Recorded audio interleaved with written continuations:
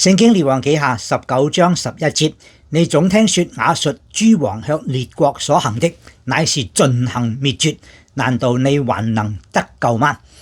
當日亞述嘅軍隊實在強大，滅咗好多外邦嘅嗰啲嘅國家。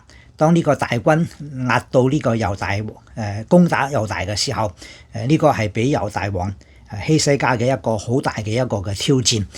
你如果舉目觀看亞述軍隊已經滅晒咁多外邦勢力，難道你能夠得救嗎？難道你能夠可以打勝佢嗎？